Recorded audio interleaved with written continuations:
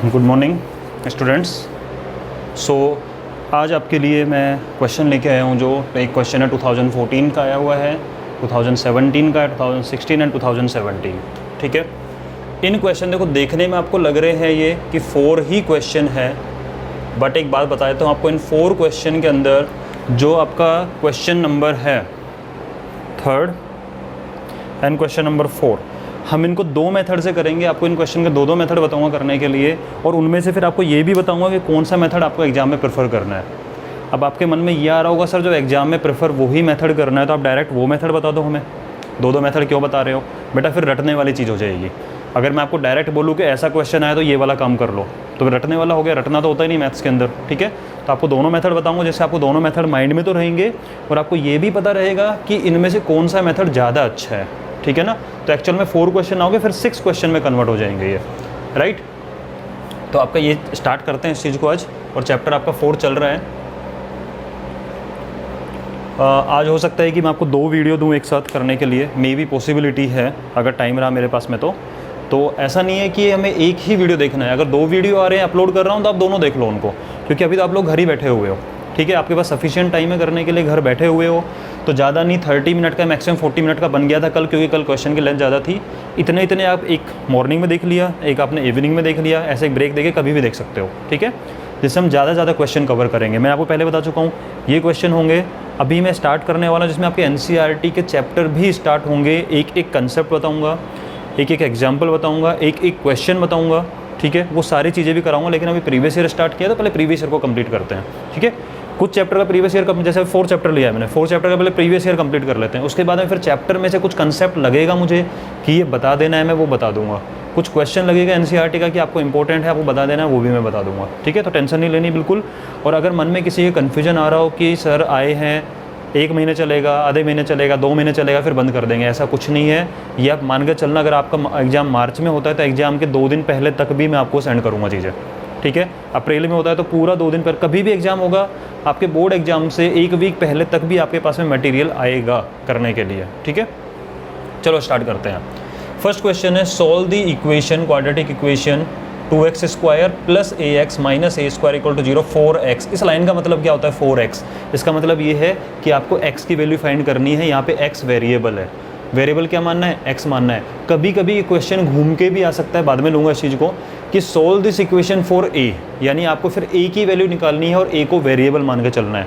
ठीक है ना, तो ये क्वेश्चन मैं बाद में लूँगा, अभी नहीं, क्योंकि वरना फिर बहुत ज़्यादा वैरायटी हो जाएगी इसके अंदर। ठीक है ना, अभी आप इसको समझो। तो हमें पता है क्वेश्चन 1 के अंदर what is given,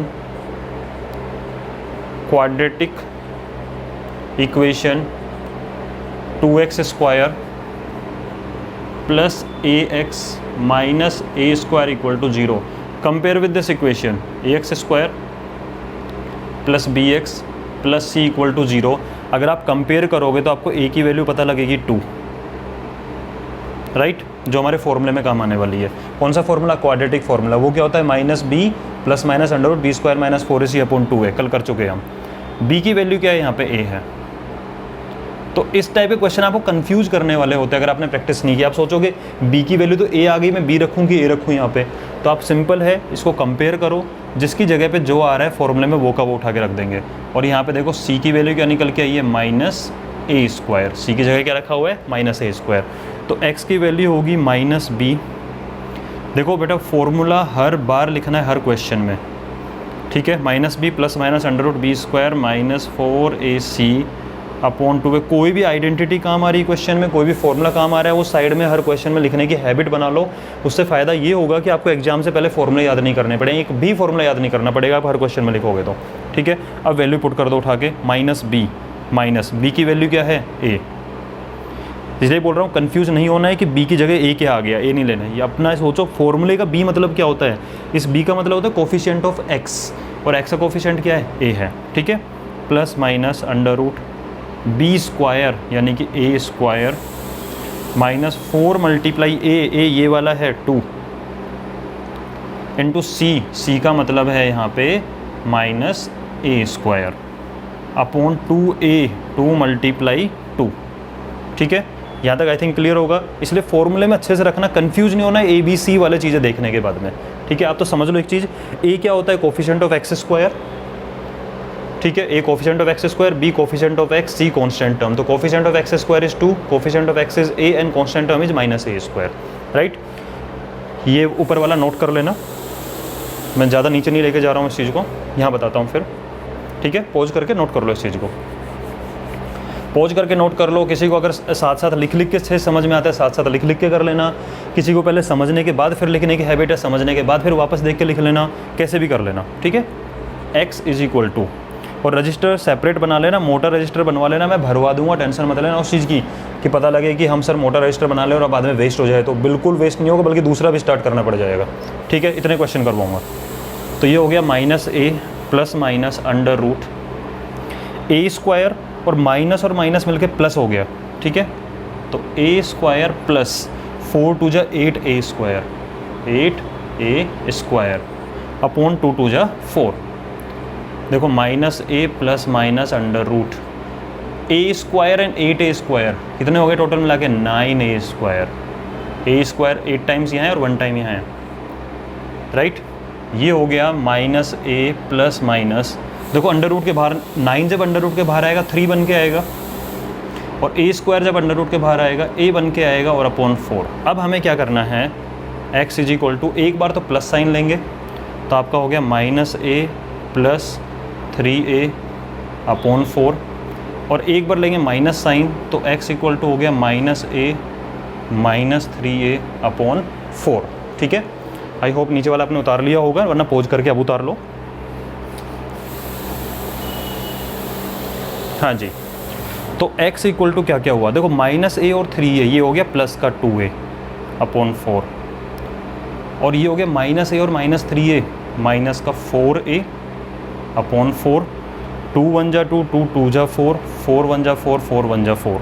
तो x इक्वल टू एक तो आ गया a अपॉन 2, और एक आ गया माइनस का a। तो आपकी x की 2 वैल्यूज आ गई, और हमें पता है कि क्वाड्रेटिक इक्वेशन के अंदर x की कितनी वैल्यू आती है, क्वाड्रेटिक इक्वेशन के अंदर x की 2 ही वैल्यू आती है, ठीक है ना। तो इस तरीके से आप इस चीज़ को नोट कर लो। नेक्स्ट क्वेश्चन कराते हैं अब, ठीक है। हाँ जी, अब आते हैं सेकंड क्वेश्चन पे, इसको नोट कर लेना, पॉज करके नोट कर लिया करो बीच में। मोबाइल स्क्रीन को टेढ़ा करके रखना अच्छे से देखने के लिए, ठीक है। 360 पे कर लेना, अगर जो क्वालिटी होती है सेट करने वाला 360 पे कर लेना, अच्छी क्वालिटी के अंदर दिख जाएगा आपको, राइट। और रजिस्टर सेपरेट बना लेना, कॉपी पतली कॉपी मत बनाना बिल्कुल भी, बार अच्छी ज़्यादा भर जाएंगी तो आपको खुद को मज़ा नहीं आएगा। सेपरेट रजिस्टर बनाओ, एक एक स्टेप लिखो जो लिखवा रहा हूँ, बोर्ड एग्जाम में कहीं भी नंबर नहीं कटेगा। अब देखो थर्ड क्वेश्चन और फोर्थ क्वेश्चन मैंने आपको बताया तो दो मेथड से करना है। तो थर्ड क्वेश्चन के लिए मेथड 1 बात करते हैं, क्वेश्चन रीड करते हैं। x equal to 2/3 and x equal to -3 are roots of the quadratic equation. हमें पता है कि जो भी रूट होता है वो उस इक्वेशन को सेटिस्फाई करता है। आई बात समझ में? रूट का मतलब ही क्या होता है, इक्वेशन को सोल्व करके जो वैल्यू निकल के आती है वेरिएबल्स को रूट्स बोलते हैं, और वो रूट इक्वेशन को सेटिस्फाई करता है, ठीक है। अब आप मुझे बताओ कि x इक्वल टू 2/3 इस इक्वेशन का रूट है, तो आप लिखोगे गिवन। ये मेथड 1 है, और मैं पहले ही, चलो मैं नहीं बताऊंगा, आप खुद बाद में जज करना इस चीज़ को कि कौन सा मेथड आप प्रेफर करने वाले हो। तो गिवन है हमें क्वाड्रेटिक इक्वेशन, गिवन है quadratic equation ax² plus 7x plus b equal to 0, right. और क्या गिवन है, and x equal to 2/3 is a root. भाई एक रूट तो ये भी है ये वाला root, so it will satisfy the equation. ये इसको सेटिस्फाई करेगा। सेटिस्फाई करने का मतलब क्या है कि इस वैल्यू को उठा के इसमें पुट करूंगा तो LHS बराबर RHS आ जाएगा, राइट। तो x इक्वल टू 2/3 रखना है, तो a रहा, x की जगह पे मैंने रखा 2/3, ठीक है। उसका स्क्वायर लगा हुआ है प्लस 7, और x की जगह मैंने रखा 2/3 और प्लस b इक्वल टू 0। अब देखो 2 का स्क्वायर 4, 3 का स्क्वायर 9, और a मल्टीप्लाई में है, 7 2 जा 14/3 और प्लस b इक्वल टू 0। हमें इस फॉर्म में अच्छा नहीं लगता तो इसको मैं एलसीएम लेके थोड़ा सा अच्छी फॉर्म में बना लेता हूँ। कभी भी रेशनल फॉर्म में मत छोड़ा करो, कैलकुलेशन फालतू की टफ हो जाती है, कोई मतलब नहीं है। ईगो पे लेना नहीं है पेपर के अंदर कि नहीं सर हम तो एलसीएम लेके, मतलब हम तो रेशनल वाली फॉर्म में रखे करेंगे। एग्जाम में कभी भी ईगो पे नहीं लेना। आपके पास अगर मेथड है सिंपल बनाना है क्वेश्चन को, तो सिंपल ज़रूर बनाना है।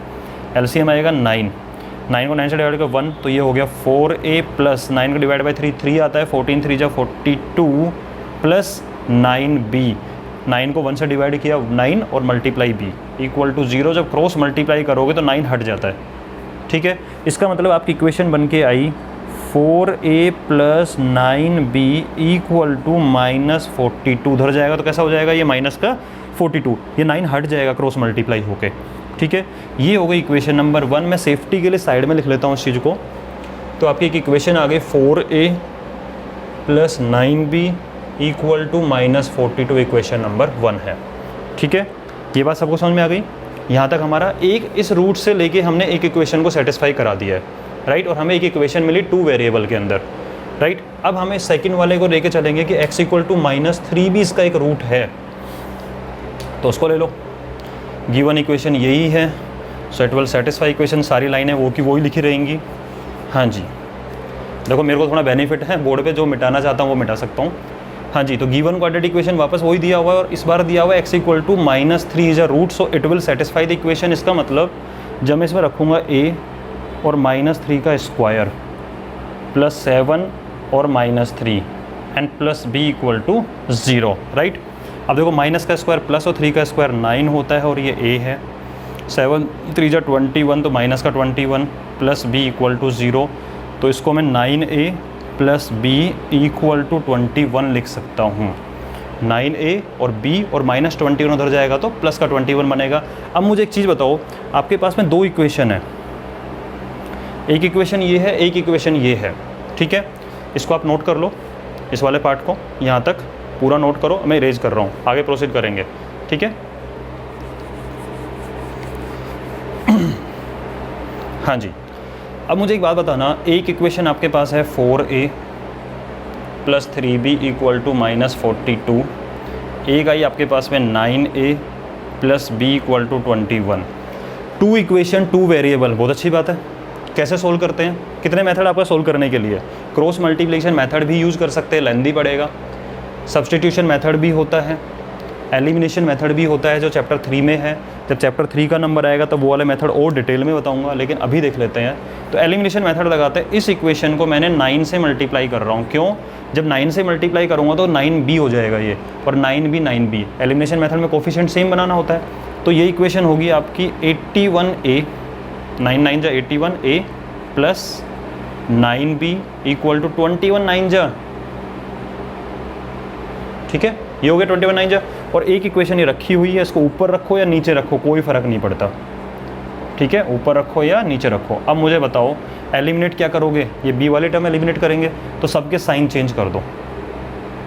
यानी इस इक्वेशन को जब माइनस से मल्टीप्लाई करोगे सबके साइन चेंज हो जाएंगे। अब देखो ये 9b है और माइनस का 9b है, नए साइन को कंसिडर करते हैं, कट जाएगा। 81 - 4 ये हो जाएगा, कितना हो जाएगा? 77 इक्वल टू इन दोनों को, अब देखो ये प्लस है और ये भी प्लस हो गया है। 9 2 11 का 1 1 8 4 12 और 1 13 1 2 3 1। और जब इसके बाद में आप इसको लगाओगे a की वैल्यू, तो a इक्वल टू आएगा 231/77, 3 टाइम्स होता है। यहाँ से मुझे a की वैल्यू पता लगी 3 है, और इस a की वैल्यू 3 को उठा के इन दोनों इक्वेशन में से इसमें या इसमें किसी में भी रख दो, काम चल जाएगा। चलो मैं इसी में रख देता हूँ। तो put a equal to 3 in equation number 1, जो इक्वेशन नंबर 1 है वहाँ लिखा हुआ है ऑलरेडी, राइट। इसके अंदर रखोगे तो ये है 4a, 4 × 3 plus 9b equal to -42, right.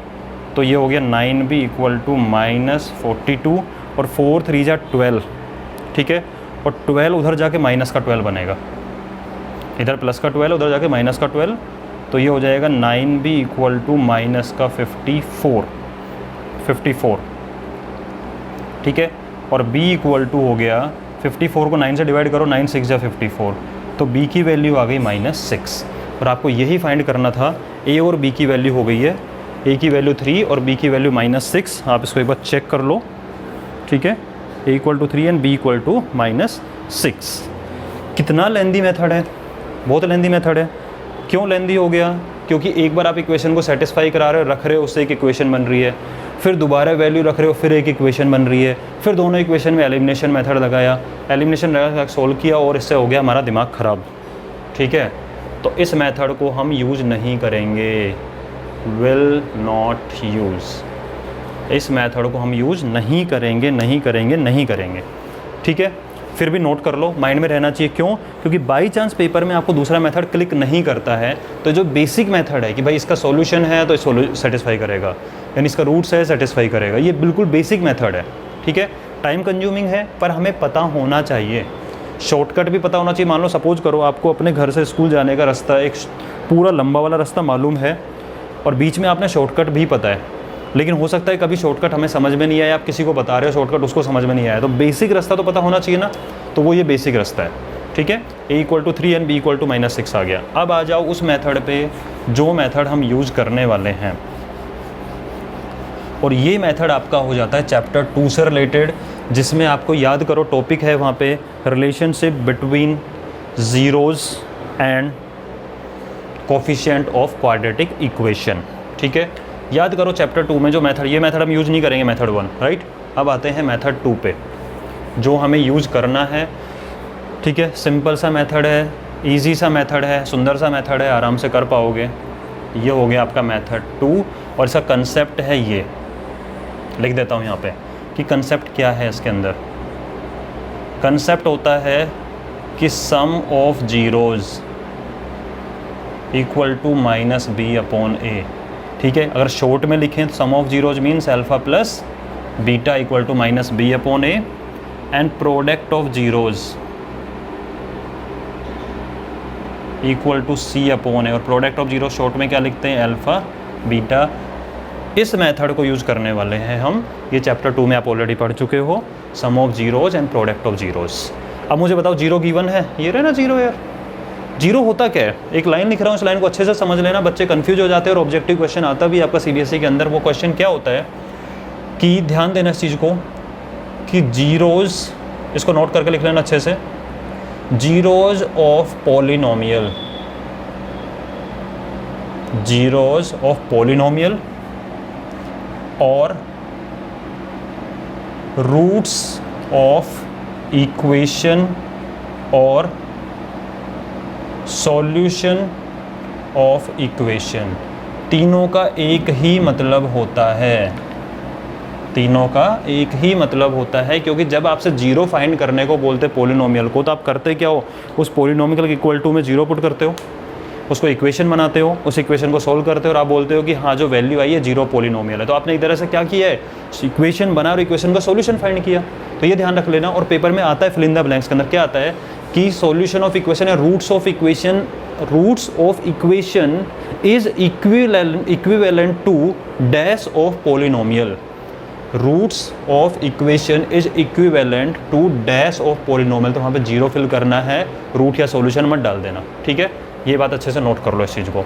अब मुझे बताओ इसके जीरोज़ यही तो दिए हुए हैं, तो हमारा पॉलिनोमियल क्या हो गया। अब आप लिखो इसको, देखो हमें एक चीज़ पता होती है कि पॉलिनोमियल से इक्वेशन कैसे बनती है, इक्वल टू जीरो लगाने से, और इक्वेशन से पॉलिनोमियल कैसे बनता है, यही कर रहा हूँ, इक्वल टू जीरो हटा दो, इक्वल टू जीरो हटा दोगे तो अब ये क्या बन गया आपका polynomial.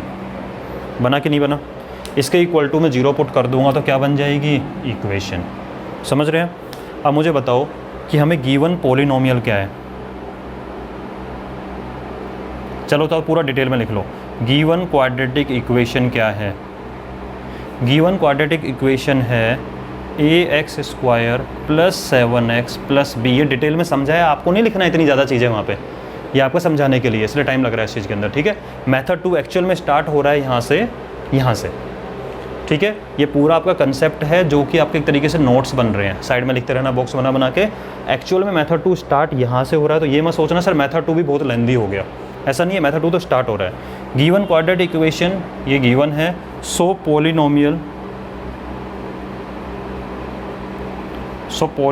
Is ax² plus 7x plus b. हो गया ये वाली बात।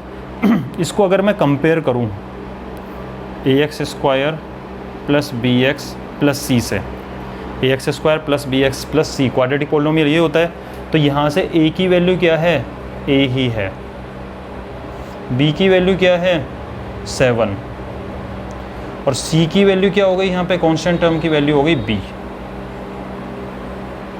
ठीक है, कोई प्रॉब्लम नहीं। यहाँ तक हमने सिंपली इक्वेशन को क्वाड्रेटिक पॉलिनोमियल बनाया है और उसके बाद में कोफिशिएंट को कंपेयर करके a और b c की वैल्यू लिखी है। अभी तक तो कुछ किया भी नहीं है, नया चीज़ तो कुछ नहीं किया है। अब मुझे बताओ, गिवन जीरोज कौन कौन से दिए हुए हैं, x equal to 2/3 and x equal to -3। अब आप मुझे बता दो, we know that sum of zeros equal to क्या होता है, -b/a। ये नोट कर लो, ठीक है। we know that sum of zeros equal to -b/a। Sum of zero, इन जीरो को ऐड करो ना भाई, तो 2/3 एंड -3 इनको सम किया और ये इक्वल टू होगा -b/a। और यहाँ पे b की वैल्यू क्या है 7 और a की वैल्यू क्या है a। ठीक है, अब बताओ मुझे, ये एलसीएम लेके सॉल्व हो जाएगा फटाफट से। 3 एलसीएम आएगा, ये 2 माइनस वो 3 3 9 इक्वल टू -7/a। तो ये आपका निकल के आ गया -7/3। 2 - 9 -7/3 इक्वल टू -7/a। 7 से 7 कट गया, a की वैल्यू क्या आ गई डायरेक्टली 3। ठीक है, 7 से 7 कट जाएगा, माइनस से माइनस कट गया, तो ये क्या हो जाएगा a इक्वल टू 3। हो गया ये चीज़, समझ में आ रहा है क्या किया हमने, सिंपली क्वाड्रेटिक इक्वेशन को क्वाड्रेटिक पॉलिनोमियल बनाया अभी तक। ठीक है, उस क्वाड्रेटिक पॉलिनोमियल के कोफिशिएंट को कंपेयर करके हमने a b c की वैल्यू फाइंड की है, और अभी तक हमने सिर्फ सम ऑफ जीरोज़ का फॉर्मूला लिखा है कि sum of zero equal to -b/a। Value रखी, कंपेयर किया और काटापिटी करके निकल के आ गया इक्वल टू 3। ठीक है, अब दूसरी चीज़ क्या यूज करना है हमें, a इक्वल टू 3। ठीक है, ये मिटा देता हूँ एक बार, ये रखे रहने देता हूँ, अभी काम आने वाला है। सेकेंड थिंग क्या होती है, and product of zeros equal to c/a। Product of zero क्या होता है, c/a। प्रोडक्ट ऑफ जीरोज़, इनका प्रोडक्ट करो भाई, 2/3 को मल्टीप्लाई करो -3 से, और c/a, c मीन्स b और a मीन्स a। ठीक है, 3 से 3 कट जाएगा, -1 × 2 होगा तो माइनस का 2 आएगा, b तो b है और a की वैल्यू क्या है यहाँ पे ऑलरेडी 3 है, a की वैल्यू क्या निकल गई 3। अब मुझे बताओ, जो क्रॉस मल्टीप्लाई करोगे तो यहाँ से b की वैल्यू 3 × -2 -6 आया कि नहीं आया। ठीक है, अब मुझे बताओ कौन सा मेथड प्रेफर करोगे, ऑब्वियसली ये वाला मेथड प्रेफर करेंगे, कैलकुलेशन कम है। ठीक है, और एक लॉजिक याद रख लेना, कभी भी जीरोज़ गिवन हो sum of zero product of zero use कर सकते हैं हम, राइट। तो हमने क्या किया इस क्वेश्चन के अंदर, कुछ नहीं किया है, एक मेथड लगाया, बेसिक मेथड।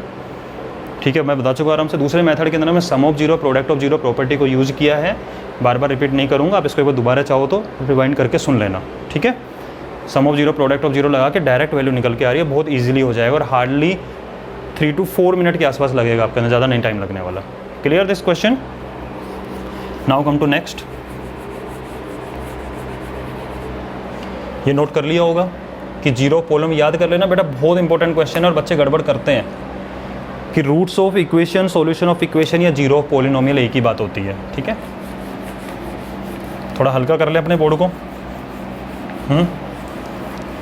हाँ जी, अब आ जाओ फोर्थ क्वेश्चन पे। वापस से 2 मेथड से बताऊंगा इसको, इसलिए बता रहा हूँ दोनों मेथड से कि आना चाहिए आपको। ठीक है ना, find the value of p for which one root of the quadratic equation is 6 time the other. बहुत अच्छी बात बोल दी इसने, और ऐसे क्वेश्चन आते हैं। क्या बोला इसने कि one root of quadratic equation is 6 time the other. Okay, चलो क्या करना है, पहले जो है वो कॉमन चीज़ है, उसके बाद मेथड 1 और मेथड 2 में डिवाइड करेंगे। तो हमें गिवन क्या है, क्वाड्रेटिक इक्वेशन। ठीक है, गिवन है quadratic equation and that is px² -14x + 8 = 0। ठीक है, अगर मैं कंपेयर करूं तो ax² + bx + c = 0 से what is the value of a? p। ठीक है, b coefficient of x -14, c 8, c क्या है 8। ठीक है, ये सारी चीज़ें हमने निकाल दी। अब मुझे बताओ, उसने बोला है कि 1 रूट ऑफ क्वाड्रेटिक इक्वेशन, इसका जो एक रूट है दूसरे रूट का 6 टाइम्स है, तो एक रूट तो आपको मानना ही पड़ेगा। तो let first root is alpha या बीटा। x क्यों नहीं माना? बच्चों के मन में, आपके मन में आ रहा हो सर x क्यों नहीं माना? आप तो x मानते हैं हमेशा।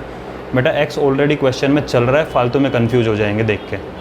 ठीक है, तो जो वेरिएबल आपके क्वेश्चन में यूज हो रहा हो ऑलरेडी, उस वेरिएबल को कभी अज्यूम मत करा करो।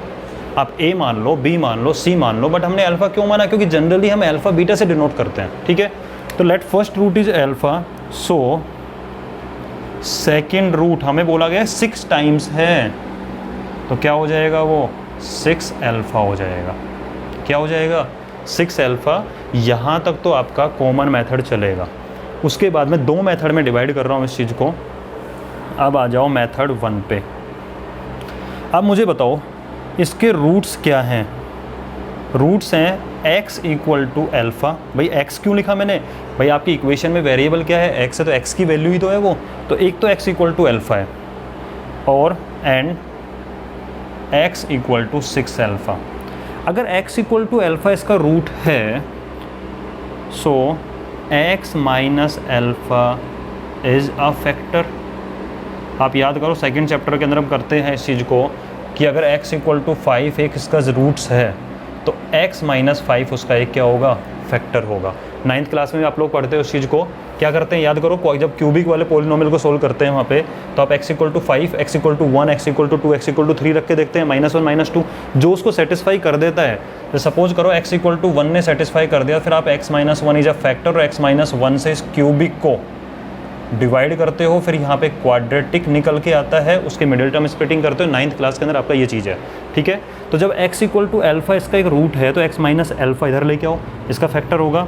एंड x = 6 अल्फ़ा अगर इसका एक रूट है, तो x - 6 alpha is another factor.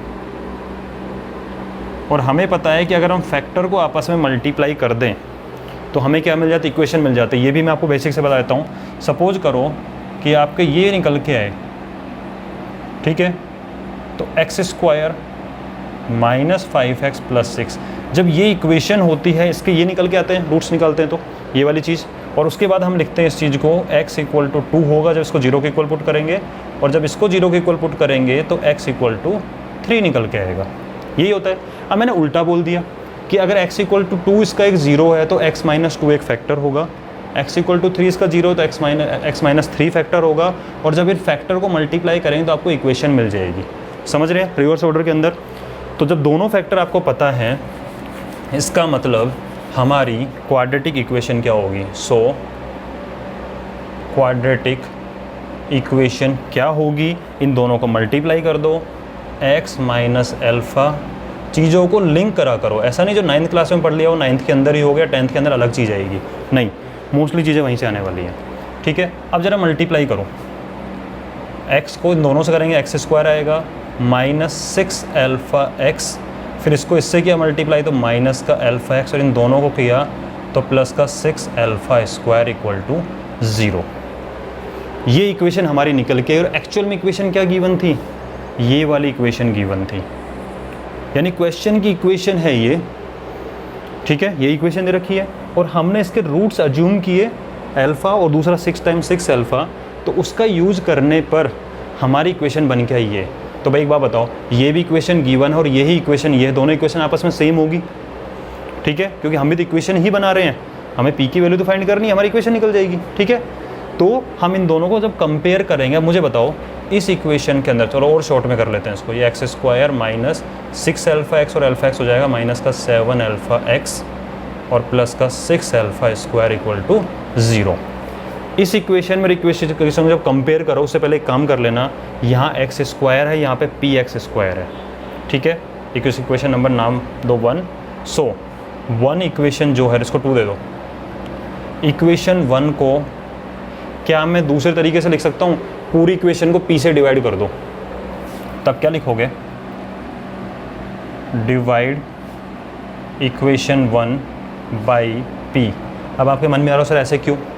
क्योंकि बेटा जब कंपेयर करना है तो एक्स स्क्वायर सेम होना चाहिए। यहाँ पे p एक्स्ट्रा बैठा हुआ है मल्टीप्लाई में, तो हम p से डिवाइड करेंगे, और अकेली टर्म को तो डिवाइड नहीं करते तो क्या करेंगे? पूरी इक्वेशन को डिवाइड करेंगे। तो जब पूरी इक्वेशन को p, देखो हम इक्वेशन में दोनों साइड सेम काम कर सकते हैं, हमें कोई प्रॉब्लम नहीं होती है। जब पूरी इक्वेशन को p से डिवाइड करोगे तो पी एक्स स्क्वायर को p से डिवाइड करो तो एक्स स्क्वायर आया, और माइनस का 14 अपॉन p और x हो गया, और प्लस का 8 है और इक्वल टू 0। अब आप मुझे बताओ, ये हो गई आपकी इक्वेशन नंबर 3। 2 और 3 है तो एक ही बात, क्योंकि हम सेम क्वेश्चन की इक्वेशन बना रहे हैं, यानी 2 और 3 सेम है। तो अब आप क्या करोगे?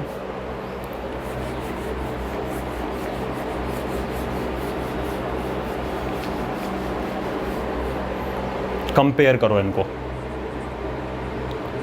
Compare equation 2 and 3। कंपेयर करो भाई, x square coefficient 1, x square coefficient 1 है, एक्स का कोफिशिएंट यहाँ पे -14 अपॉन p है, और यहाँ पे -7 अल्फ़ा। इसका मतलब आप बोल सकते हो कि -7 alpha equal to -14 upon p। Minus से माइनस कटा, 7 1 जा 7, 7 2 जा 14, और यहाँ से हमारी अल्फ़ा की वैल्यू निकल के आई 2 अपॉन p। हम कुछ नहीं कर रहे हैं, हमने किया क्या अभी तक वो बताता हूँ। अगर किसी के मन में लग रहा हो सर पता नहीं क्या हो रहा है, कि जो हमारी रूट्स थे, हमने एक रूट को अल्फ़ा माना, दूसरे को उसका 6 टाइम हो गया 6 अल्फ़ा, उसको फैक्टर बनाए कि x equal to alpha root है तो x माइनस अल्फ़ा फैक्टर होगा, x माइनस 6 अल्फ़ा फैक्टर होगा, उनको मल्टीप्लाई किया तो इक्वेशन बन के आ गई। उस इक्वेशन को गिवन इक्वेशन से कंपेरिजन चल रहा है बस अभी तक, ठीक है। दूसरा कंपेयर करते हैं, कांस्टेंट टर्म 8 है और कांस्टेंट टर्म 6 अल्फ़ा स्क्वायर है। इसका मतलब 6 अल्फ़ा स्क्वायर इक्वल टू क्या हो गया? 8। अब मैं अल्फ़ा की जगह पे 2 अपॉन p रख सकता हूँ। 6 मल्टीप्लाई 2 अपॉन p का square equal to 8, 6 multiply 4 upon p square equal to 8। I think हमने थोड़ी सा कुछ मिस्टेक की है यहाँ पे। गलती ये हुई है कि जो इक्वेशन थी उसमें अपने p से डिवाइड जो किया था वो 8 को डिवाइड करना भूल गए यहाँ पे, ठीक है। तो ये मिस्टेक नहीं करनी है, ध्यान रखना इस चीज़ का। मैंने वहाँ पे लिखा था, डायरेक्ट लिखने के चक्कर में हो गया कि आप जब पूरी इक्वेशन को p से डिवाइड कर रहे थे तो p यहाँ से कट गया, 14 के अपॉन में p आएगा और 8 के अपॉन में भी क्या आ जाएगा? p आ जाएगा, ठीक है। तो एक्चुअल में ये 8 अपॉन p है। हाँ जी, अब देखो p से एक p कट गया, ठीक है। तो अब क्रॉस मल्टीप्लाई अगर करें तो p इधर चला जाएगा, 8 नीचे आ जाएगा, और 6 4 जा 24 अपॉन 8, 8 3 जा 24। यहाँ से p की वैल्यू क्या निकल गया आपकी p इक्वल टू निकल गया 3, और हमें यही चाहिए था, find the value of p। निकल गया। फिर मैं वही बात बोलूँगा, इस मेथड को यूज नहीं करना है,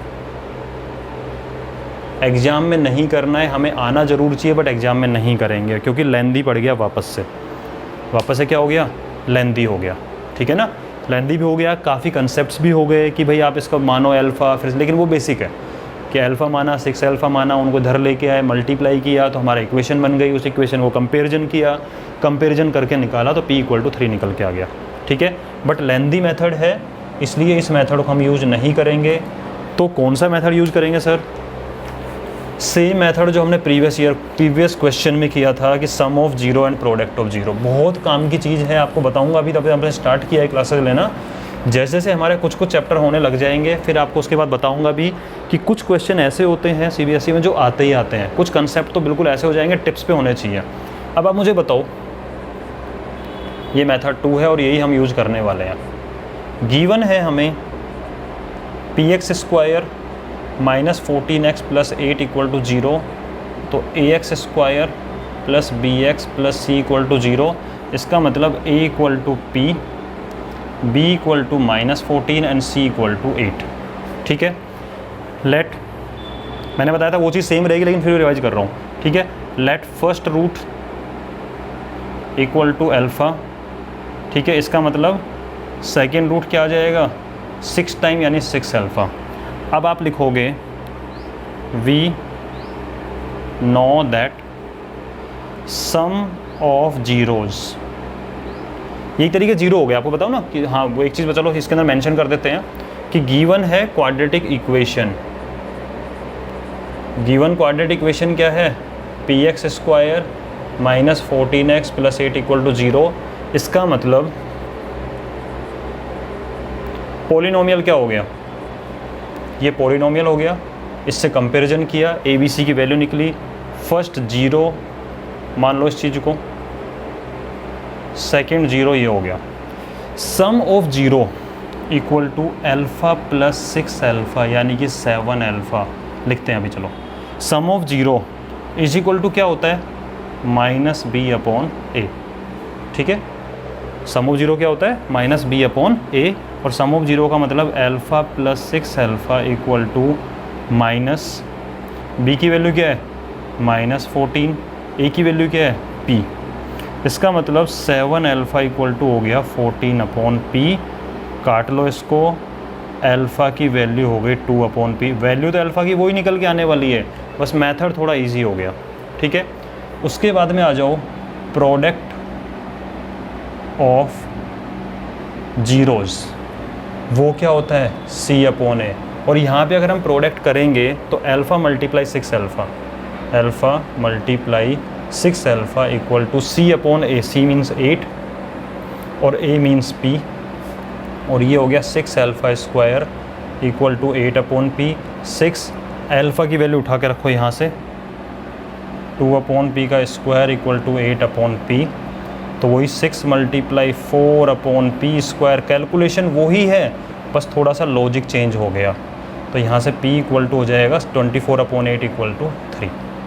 ठीक है, तो लास्ट के थर्ड क्वेश्चन फोर्थ क्वेश्चन में कभी भी रूट्स अगर गिवन हो, रूट से रिलेटेड कोई चीज़ हो, तो याद रखना हम सम ऑफ 0 प्रोडक्ट ऑफ 0 अगर यूज़ कर सकते हैं तो ऑब्वियसली वो ही यूज़ करेंगे, जिससे कि क्या है क्वेश्चन की लेंथ थोड़ी कम हो जाएगी। ठीक है, तो 4 क्वेश्चन थे, मैंने आपको पूरा डिटेल में समझा दिया इन चीज़ों को। आई होप आपको समझ में आया होगा। ठीक है, तो आराम से पूरा का पूरा नोट कर लेना, एक सेपरेट रजिस्टर बना के रखना और कंटिन्यू कोर्स चलेगा, डोंट वरी। ठीक है, इसको नोट करो।